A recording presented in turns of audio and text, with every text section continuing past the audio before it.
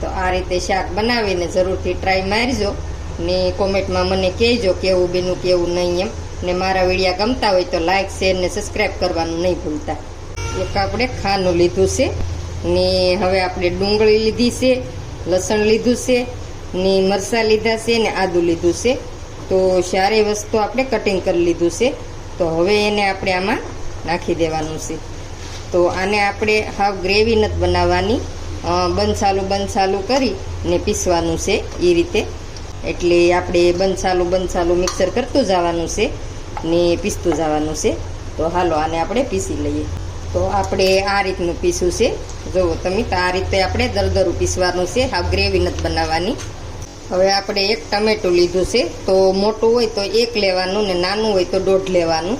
તો તમારે શાક પ્રમાણે ટમેટું લેવાનું છે. તો આની આપણે ગ્રેવી બનાવી લેવાની છે.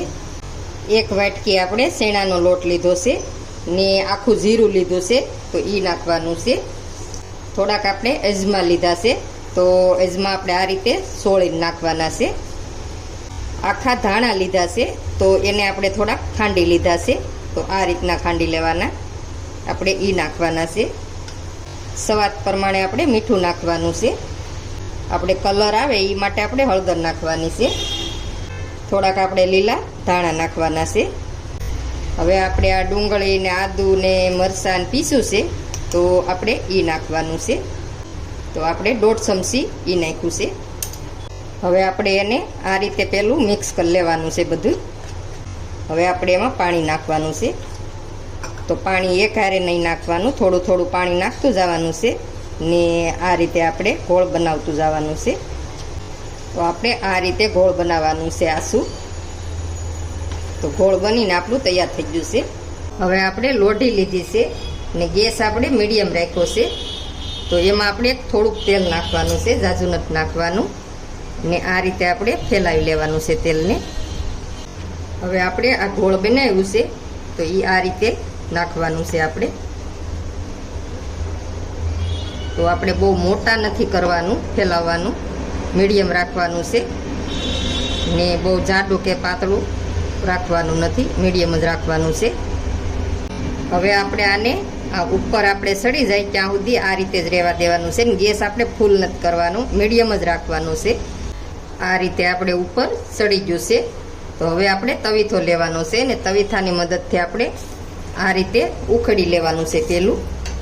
ને પછી આપણે હળવું હળવું કરી ને આ રીતે દબાવતું જવાનું છે ને વાળતું જવાનું છે. તો આ રીતે આપણે તવીથાની મદદથી વજન દેતો જવાનું છે ને ગેસ આપણે મીડિયમ જ રાખવાનું છે. તો આ રીતે આપણે વજન દઈ દેવાનું છે ને બે બાજુ આપણે શેડવી લેવાનું છે. બે બાજુથી આપણે શેડવી લઈએ આ રીતે વજન દઈને. તો આ રીતે આપણે બનીને તૈયાર થઈ ગયું છે. તો આ રીતે બધાય બનાવી લઈએ. હવે આપણે કઢાઈ લીધી છે ને તેલ મૂકી દીધું છે. તો એમાં આપણે હવે હિંગ નાખવાની છે. હવે આપણે એમાં જીરું નાખવાનું છે. હવે આપણે આ ડુંગળી ને મરચાં ને બધું પીસ્યું છે આદુ ને એ નાખી દેવાનું છે. ગેસ આપણે મીડિયમ રાખવાનો છે ને આને આપણે તેડવી લેવાનું છે સારુંથી. તો હવે આપણે ડુંગળીને બધું સડી ગયું છે. તો આ રીતે આપણે લાલ થવા દેવાનું છે. હવે એમાં આપણે મસાલા કરી લઈએ. તો મસાલામાં આપણે લાલ મરચું લીધું છે, થોડીક આપણે હળદર લીધી છે. હવે એને આપણે મિક્સ કરી લઈએ. હવે આપણે ટમેટાની ગ્રેવી છે તો એ નાખી દઈએ. હવે સ્વાદ પ્રમાણે આપણે મીઠું નાખી દઈએ. 1 ચમચી આપણે ધાણા જીરું નાખી દઈએ. હવે આપણે એને થોડીક વાર પાકવા દઈએ. તો આ રીતે આપણે મિક્સ કરી ને ટમેટાને થોડીક વાર પાકવા દેવાના છે ઢાંકીને.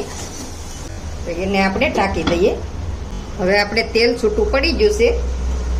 તો ટમેટા આપણા સડી જશે.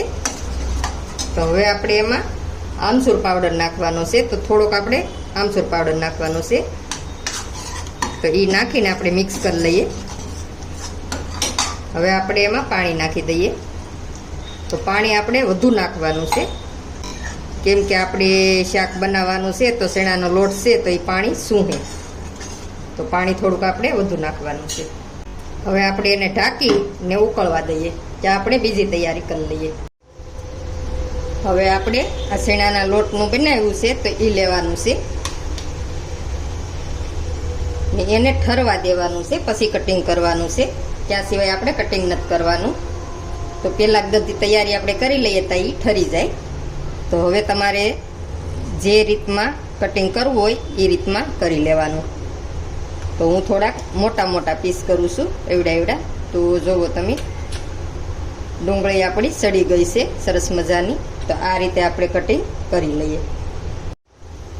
સરસ મજાના આપણે કટિંગ કરી લીધા છે.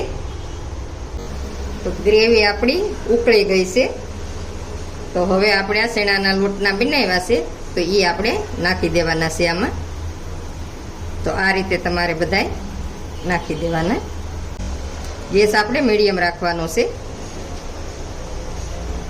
હવે આપણે આને હલાવવાનું નથી ને આ રીતે ઢાંકીને આપણે 5 મિનિટ સડવા દેવાનું છે મીડિયમ ગેસે. શાક આપણું સડીને તૈયાર થઈ ગયું છે. તો હવે આપણે એમાં લીલા ધાણા નાખવાના છે.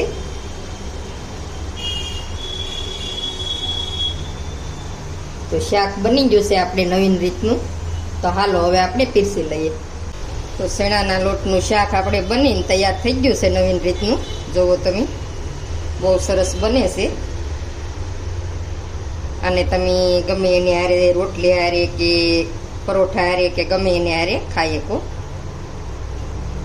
તો બહુ સરસ શાક બનીને તૈયાર થઈ ગયું છે. તો આ રીતે શાક બનાવીને જરૂરથી ટ્રાય મારજો.